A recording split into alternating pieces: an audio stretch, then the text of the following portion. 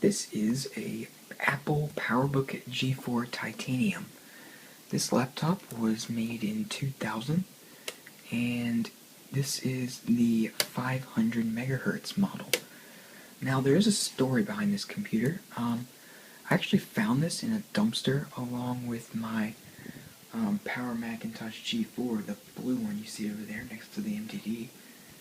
And when I first got it, it had the red charging light error.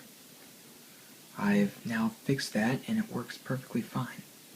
Now, about a year ago, actually you have seen this computer in one of my previous videos, but about a year ago I gave it away.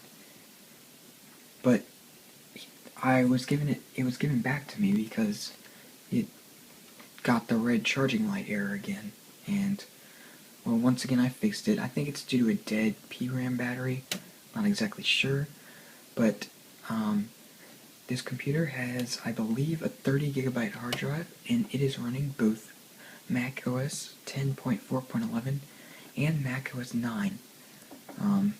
This is a DVD/CD drive. I don't know if it's CDRW or not. I'll have to check that when I get into the OS. So, let me give you an overview of the system. On this, as you can see, it is doing the common problem of this metal plate coming off the plastic. It's only held on by some adhesive, so yeah, that kind of makes sense. Right here is an airport antenna. Right here is a PCM CIA slot. There's a vent and a headphone jack there.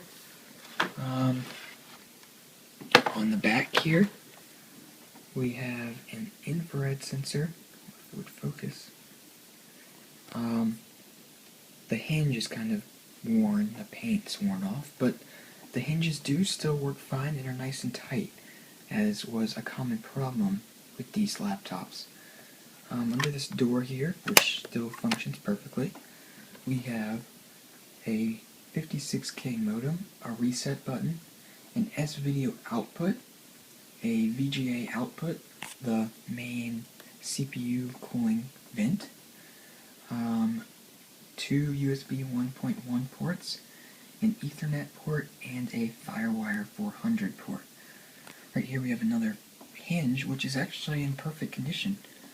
I don't know why this one is in such poor condition when this one is in almost perfect condition. And right here we have the power input.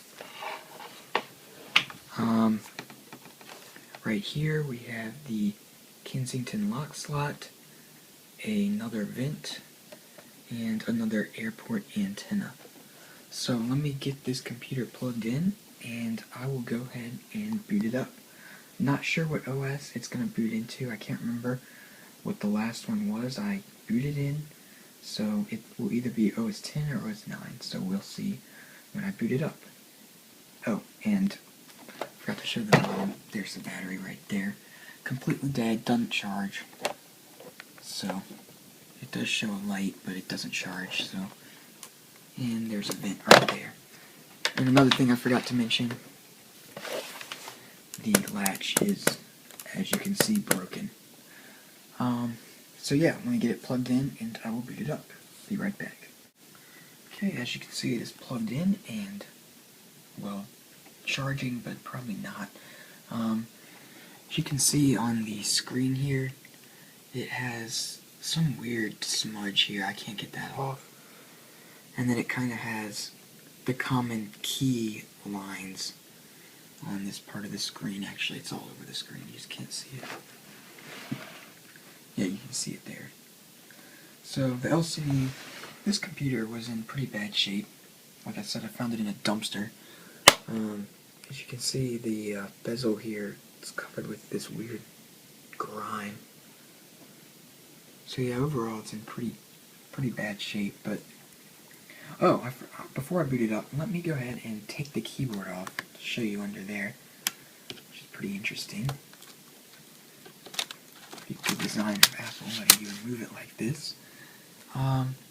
So as you can see here, we have the main heatsink, This covers and cools the CPU and the GPU, which is an ATI Rage Mobility 128.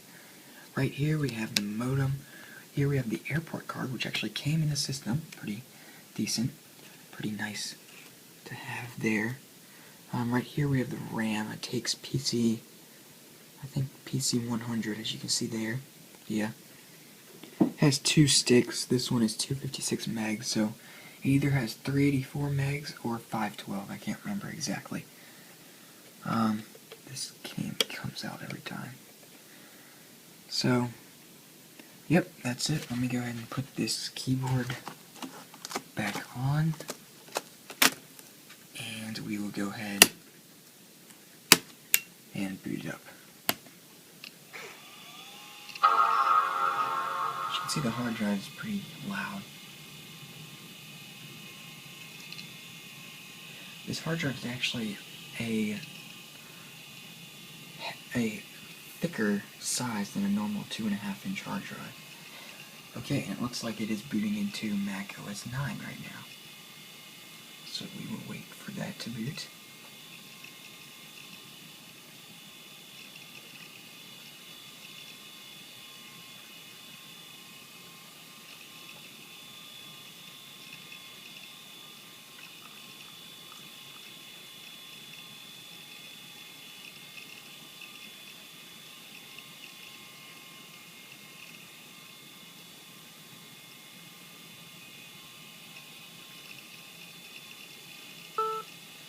And yeah, the PRAM battery is dead. Probably why the red light error occurs often. As you can see there, the battery is not charging at all. The maximum screen resolution on this is 1152 by 768 in millions of colors. So yeah, that's OS 9.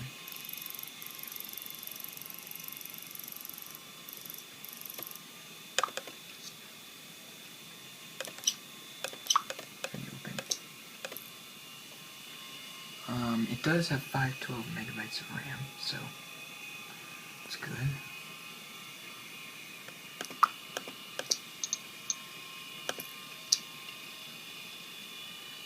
Let's see. As you can see there, PowerPC G4, 500 megahertz. Yeah, that's all I can show you right here. I'm gonna go ahead and boot into OS 10, and I will show you the rest of the specs. So, go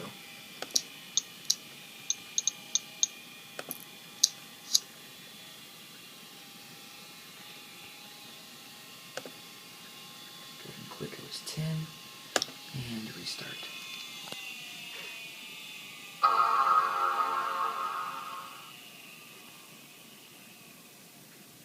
Hard drive shut off for some reason. There it goes.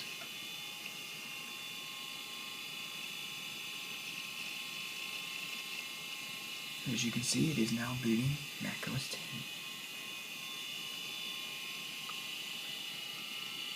Oh, and by the way, if you didn't know what that little line is under the PowerBook G4 logo, that is actually a sleep light, which is also visible from the rear of the display right there. Okay, that didn't focus. As you can see, the Apple logo illuminates. So here we are in OS 10. Yeah, clock battery's dead. Like I said, it has an ATI Rage Mobility 128. Therefore, Quartz Extreme is not supported, and Core Image obviously isn't supported.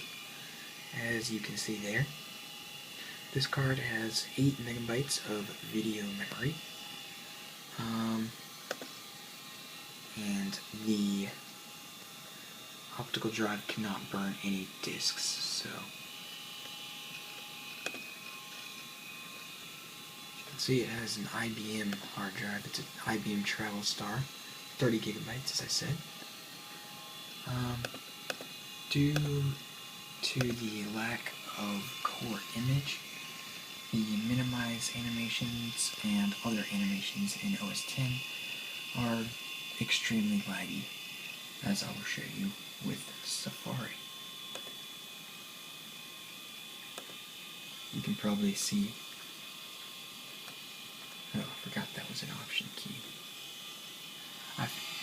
What they've changed since this is now a command key on all modern Macs, including the PowerBook G4 model that preceded this, or that came after this one. So that is OS X on the system. Let me show you, or yeah, that's it. Let me put it in sleep mode and I'll show you how that looks. You can see the hard drive spins down and the sleep light, like I showed earlier, is now flashing. Let me show you that on the front. Sorry about that, my dog is barking.